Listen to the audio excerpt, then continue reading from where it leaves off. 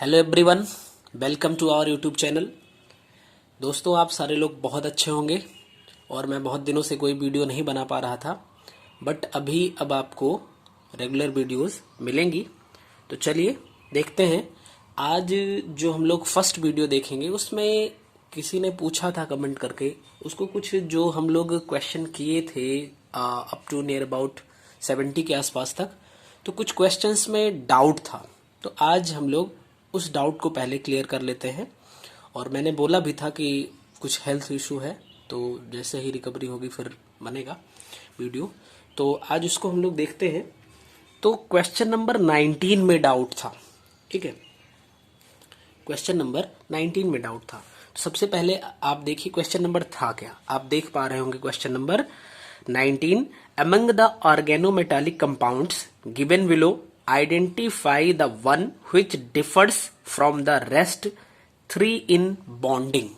तो अब देखिए यहां पे ऑर्गेनोमेटालिक कंपाउंड्स की बात की जा रही है।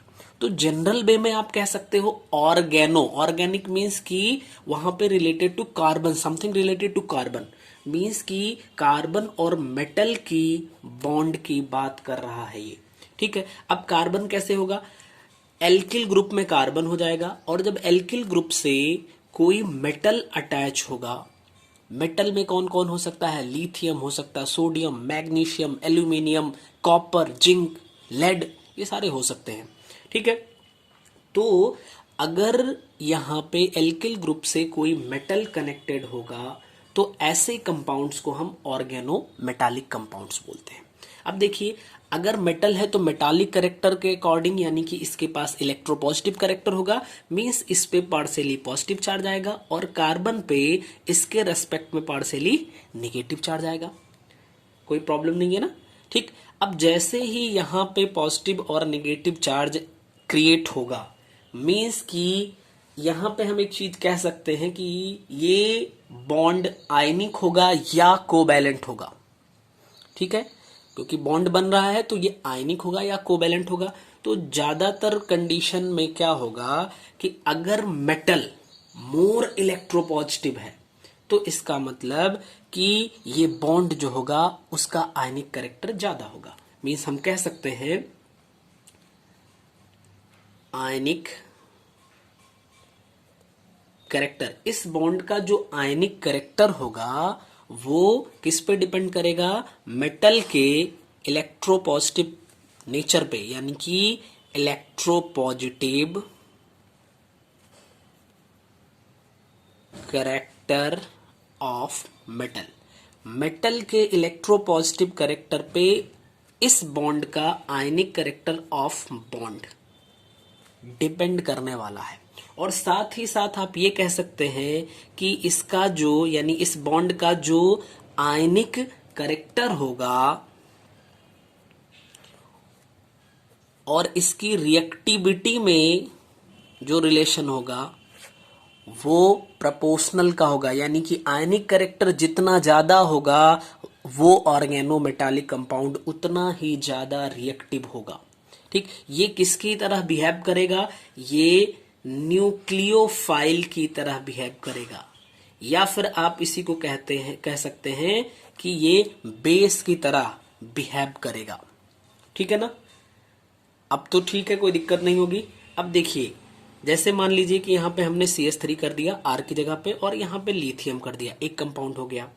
CH3 कर दिया और यहां पे हमने सोडियम कर दिया, CH3 कर दिया, मैग्नीशियम कर दिया, CH3 कर दिया, एल्यूमिनियम कर दिया, CH3 कर दिया, जिंक कर दिया, CH3 कर दिया, कॉपर कर दिया। मान लीजिए इतने को हम लोगों ने लिख लिया। तो होगा क्या कि जो लिथियम है, मैग्नीशियम है और सोडियम है, जब ये कार्बन से अटैच होगा तो यहां पे जो बॉन्ड बनेगा इसमें आयनिक कैरेक्टर ज्यादा होगा in comparison to covalent character के। होगा दोनों नेचर इस पे, ठीक है, लेकिन आयनिक कैरेक्टर ज्यादा होगा। मींस कि अगर कार्बन से लिथियम, मैग्नीशियम और सोडियम अटैच्ड होगा तो हम उसको बोलेंगे कि ये ऑर्गेनोमेटालिक कंपाउंड जो है वो आयनिक है। और इनके अलावा अगर कोई मिलता है, यानी कि एल्यूमिनियम मिल गया, जिंक मिल गया, कॉपर मिल गया, ये सब अगर मिलते हैं तो इसका मतलब कि उसमें आयनिक करेक्टर कम होगा, कोवैलेंट करेक्टर ज्यादा होगा, आयनिक करेक्टर कम होगा। मींस ज्यादा जिसका डोमिनेंस होगा यानी कोवैलेंट करेक्टर का, तो हम बोलेंगे कि ये कंपाउंड जो है वो क्या होंगे, कोवैलेंट करेक्टर के होंगे। ठीक, देखिए ये पोलर, यहाँ पे पोल का क्रिएशन होगा तो ये पोलर तो होंगे ही होंगे, बट हमें ये बताना है कि कौन सा थोड़ा डिफर हो रहा है। क्वेश्चन में ही बोला गया है कि जैसे एक CH3Li दिया था और एक CH3 होल ट्वाइस Be दिया था, CH3 होल थ्राइस Al दिया था, CH3 होल 4 Sn दिया था। ठीक है, तो अब इसमें देखिए लिथियम फर्स्ट नंबर पे आया, यानी कि ये जो है ये आयनिक हो जाएगा, बाकी जितने बचे वो सारे के सारे कोवैलेंट हो जाएंगे। तो आपका सही आंसर जो होगा CH3Li, यही जो है ये आयनिक नेचर का है, बाकी जो 3 ऑप्शन में है वो आपके कोवैलेंट हो जाएंगे। आई होप कि समझ में आ गया होगा, कोई दिक्कत नहीं होगी। ठीक है, चलिए अगले क्वेश्चन पे चलते हैं। नेक्स्ट क्वेश्चन जो था क्वेश्चन नंबर 14 था, जिसमें डाउट था। तो क्वेश्चन नंबर 14 आप देखिए, Which of the following facts about nitric oxide is incorrect? तो देखिए यानी कि आपको क्वेश्चन नंबर 14 इसमें देखना है NO से रिलेटेड फैक्ट। तो NO जो है आपका, इसको नाइट्रिक ऑक्साइड बोलेंगे हम, नाइट्रिक ऑक्साइड NO को हम बोलेंगे।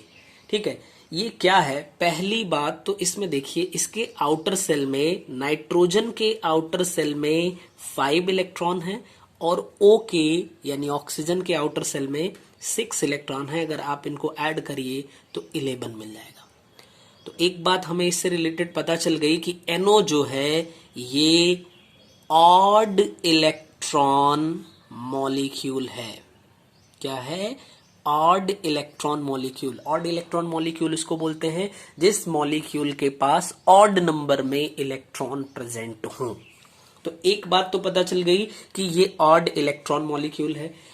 अब अगर ऑड इलेक्ट्रॉन मॉलिक्यूल है तो इसका मतलब इसके पास अनपेयर्ड इलेक्ट्रॉन है, यानी अनपेयर्ड इलेक्ट्रॉन प्रेजेंट होगा। और अगर अनपेयर्ड इलेक्ट्रॉन है तो इसका मैग्नेटिक करेक्टर अगर आप बात करें तो क्या हो जाएगा, पैरामैग्नेटिक हो जाएगा। ठीक है, ये पैरामैग्नेटिक नेचर का होगा, कोई दिक्कत नहीं ना। अच्छा, अब चूंकि NO की बात हो रही है तो NO जो है ये डाइमर के फॉर्म में भी एग्जिस्ट करता है। तो अगर इसका डाइमराइजेशन हो जाएगा तो ये N2 और O2 के फॉर्म में कन्वर्ट हो जाएगा। ठीक है ना। तो आई होप कि ये NO से रिलेटेड चीजें आपको समझ में आई होंगी। अभी देखिए NO हुआ, NO2 हुआ या ClO2 हुआ, इसमें देखिए इसको आपने देखा कि यहाँ पे 6 थे, यहाँ पे 5, यानी टोटल यहाँ पे इलेक्ट्रॉन जो आए, नंबर ऑफ इलेक्ट्रॉन्स 11 आ गया।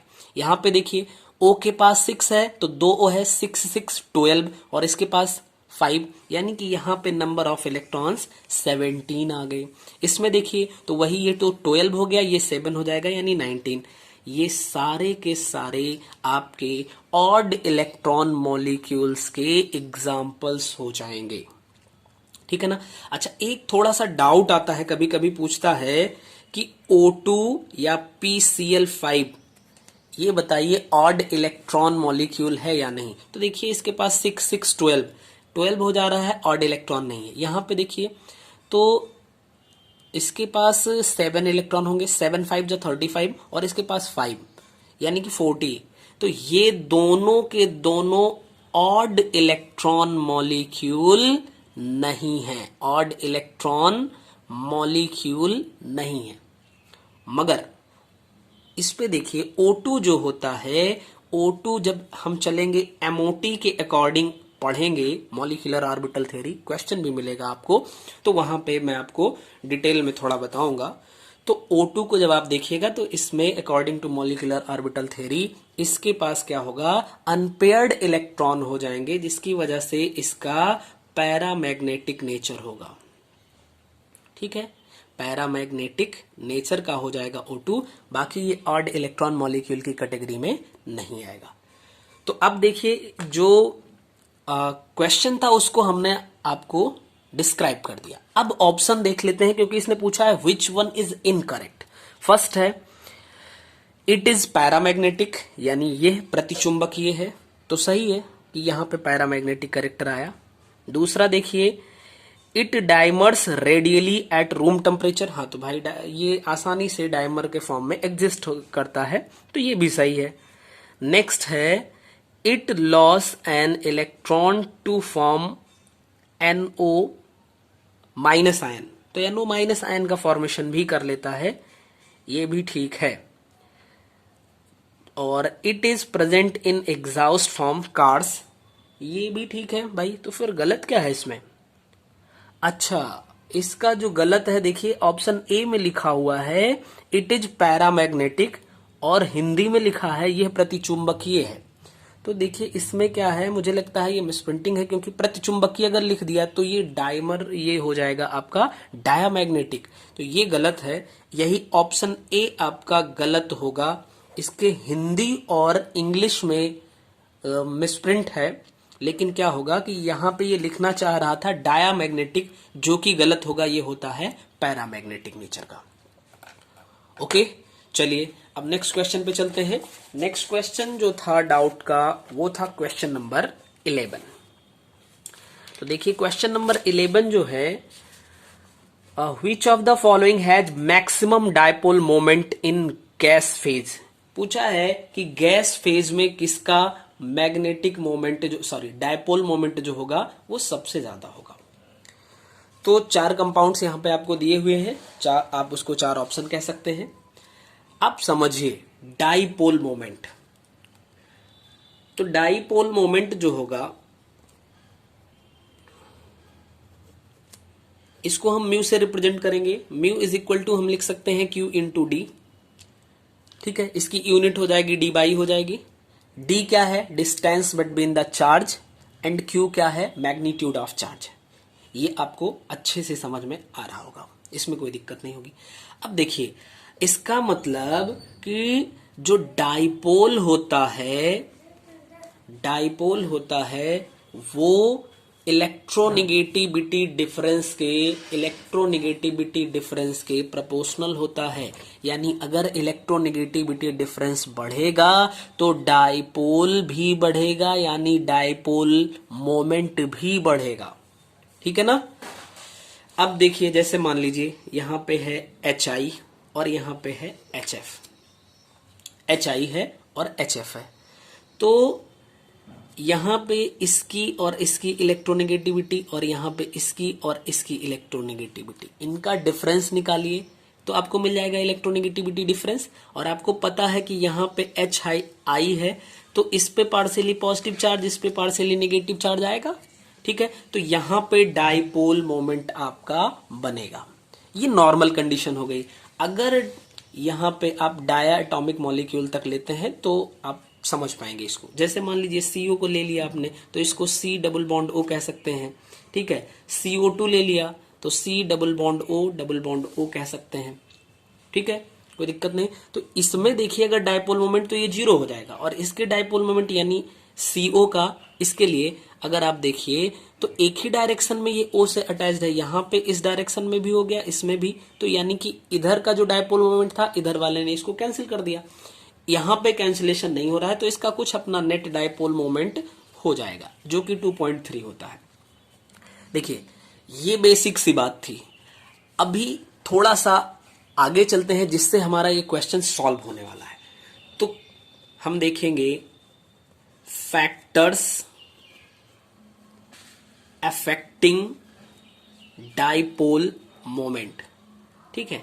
तो कौन कौन से फैक्टर्स होते हैं जो डाइपोल मोमेंट को अफेक्ट करते हैं? तो नंबर 1 पे आप रख सकते हैं polarity of molecules. Polarity of molecules यानी जो मॉलिक्यूल की पोलैरिटी होती है वो इसको अफेक्ट करती है। यानी कोई भी मॉलिक्यूल जितना ज्यादा पोलर होगा उसका डाइपोल मोमेंट उतना ही ज्यादा हो जाएगा। बहुत ज्यादा डिटेल में हम इसको नहीं पढ़ सकते हैं, ठीक है, लेकिन फिर भी आप, मैं उम्मीद करता हूं आपको पोलैरिटी, डायपोल मोमेंट, ये सब चीजें आ रही होंगी। तो बस मैं सिर्फ ये एक लाइन बोल रहा हूं कि पोलैरिटी किसी मॉलिक्यूल की ज्यादा होगी अगर, तो इसका मतलब डायपोल मोमेंट वहां पे ज्यादा होगा। पोलैरिटी कैसे ज्यादा होगी? अगर इलेक्ट्रोनेगेटिविटी डिफरेंस ज्यादा है तो इसका मतलब कि पोलैरिटी भी वहां पे ज्यादा हो जाएगी। देखिए ये सारी चीजें एक दूसरे से कनेक्टेड हैं, बस आपको थोड़ा सा सोचना है। अगली बात आप कह सकते हैं, एक तो पोलैरिटी हो गई, दूसरा आप कह सकते हैं symmetry. Symmetry of molecules. Symmetry of molecules देखिए, जैसे CCl4 है तो ये सिमेट्रिक है, और CHCl3 ये सिमेट्रिक नहीं रह गया, ये सिमेट्रिक हो गया। इसका मतलब कि इसका अपना कुछ डायपोल मोमेंट होगा जो कि CCl4 से ज्यादा होगा, यानी सिमेट्रिक मॉलिक्यूल जो होते हैं उनका डायपोल मोमेंट 0 हो जाएगा। ठीक है, आगे चलते हैं। अगला आप कह सकते हैं geometry of the molecule.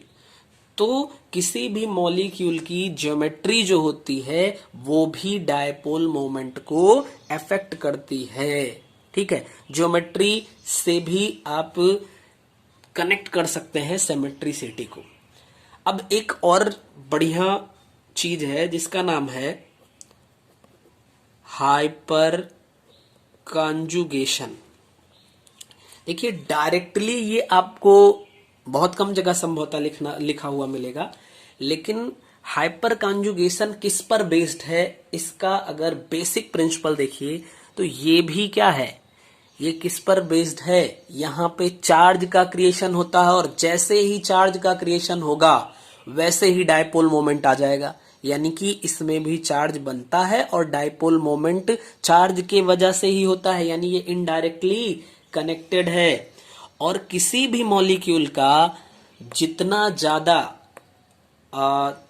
Hyper conjugation related होता है अल्फा हाइड्रोजन से, तो किसी भी मॉलिक्यूल के पास जितना ज्यादा अल्फा हाइड्रोजन होगा इसका मतलब उसका रिजोनेटिंग स्ट्रक्चर भी उतना ही ज्यादा होगा। मोर अल्फा हाइड्रोजन मोर रिजोनेटिंग स्ट्रक्चर, मोर रिजोनेटिंग स्ट्रक्चर। अब अगर रिजोनेटिंग स्ट्रक्चर भी ज्यादा है तो इसका मतलब इसकी स्टेबिलिटी भी ज्यादा हो जाएगी, और आप फिर कह सकते हैं इसका डायपोल भी ज्यादा हो जाएगा। जैसे देखिए आपका दिया हुआ जो मॉलिक्यूल थे, यहां पे देखिए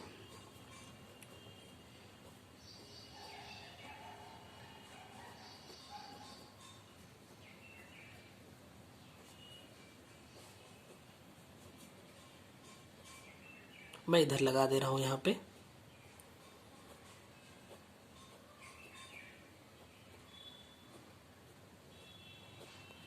ठीक है ना। अब देखिए ये डबल बॉन्ड है, डबल बॉन्ड से इस कार्बन पे डबल बॉन्ड है, यानी इससे जो अटैच्ड sp3 हाइब्रिडाइज्ड कार्बन होगा उसको हम बोलते हैं alpha carbon, alpha carbon, alpha carbon, alpha carbon. और इस अल्फा कार्बन से जो हाइड्रोजन अटैच्ड होगा उसको हम बोलेंगे अल्फा हाइड्रोजन। और किसी भी मॉलिक्यूल के पास जितने ज्यादा अल्फा हाइड्रोजन होंगे, देखिए यहां पे मैंने मान लीजिए 3 अल्फा हाइड्रोजन कर दिया। अब क्या होगा, एक बार इस पे पॉजिटिव चार्ज लाके आप बना सकते हैं रिजोनेटिंग स्ट्रक्चर, एक बार यहां से एक बार यहां से, आपके पास ज्यादा पॉसिबिलिटी है। यहां पे मान लीजिए CH3 कर दिया, अल्फा हाइड्रोजन 2 बचे, यहां पे एक CH3 और लगा दिया, एक ही बचा। और अगर सारे हाइड्रोजन को आपने CH3 से रिप्लेस कर दिया तो यहां पे अल्फा हाइड्रोजन 0 हो गया, यहां पे 1, यहां पे 2 और यहां पे 3। तो अल्फा हाइड्रोजन यहां पे ज्यादा है, इसका मतलब इसका आप ज्यादा रिजोनेटिंग स्ट्रक्चर बना पाएंगे, और इसका जो डाइपोल मोमेंट होगा वो सबसे ज्यादा होगा। बात वहां पे थी, जो डाउट आया था उसमें कि जो ऑफिशियल आंसर की है उसमें कुछ दूसरा आंसर शायद दिया हुआ है, अब पता नहीं, मैंने तो नहीं देखा उसको। लेकिन मैं एक बात आपको कहूंगा कि आप देखिए क्वेश्चन को आपने पढ़ा, क्वेश्चन पढ़ने के बाद आप कॉन्सेप्ट पढ़िए और कॉन्सेप्ट के अकॉर्डिंग जो आंसर निकलता है वो निकालिए। हो सकता है कि ऑफिशियल आंसर की आपने देखी हो और जहां से आपने क्वेश्चन देखा हो उसमें कुछ मिसमैच हो, may be, I am not sure, but may be हो सकता है कि जो क्वेश्चन आप देख रहे हो वहां पे लिखने में कुछ मिस प्रिंटिंग हो। अब हमें तो, जो आप लोग सभी जानते हैं, सिल्बी पब्लिकेशन का वो आता है, वहां से सिर्फ मैं क्वेश्चन पिक करता हूं और उस क्वेश्चन का सॉल्यूशन हम लोग देखते हैं, और मैं कोशिश करता हूं कि कम टाइम में और मैक्सिमम डिटेलिंग आपको दे सकूं। तो उम्मीद है कि आपके डाउट्स जो 3 क्वेश्चन के थे वो क्लियर हो गए होंगे, और अगर आपके कोई डाउट हैं और किसी क्वेश्चन से रिलेटेड तो आप उसको पूछ सकते हैं। और मैं एक चीज कहूंगा कि कॉन्सेप्ट को बेहतर करिए, प्रैक्टिस करिए, ठीक है। चलिए, बहुत अच्छा है, और आप लोग अच्छे से पढ़ाई करते रहिए। अभी आप लोगों को रेगुलर बेसिस पे वीडियोस मिलेंगी, और हम लोग जहां से क्वेश्चन को छोड़े थे वहीं से फिर कंटिन्यू करेंगे, और उसके बाद फिर नेक्स्ट प्रीवियस ईयर पे पहुंचेंगे और पढ़ेंगे, ठीक है। तो आप लोग अच्छे से अपनी पढ़ाई करते रहिए। मिलते हैं नेक्स्ट वीडियो में।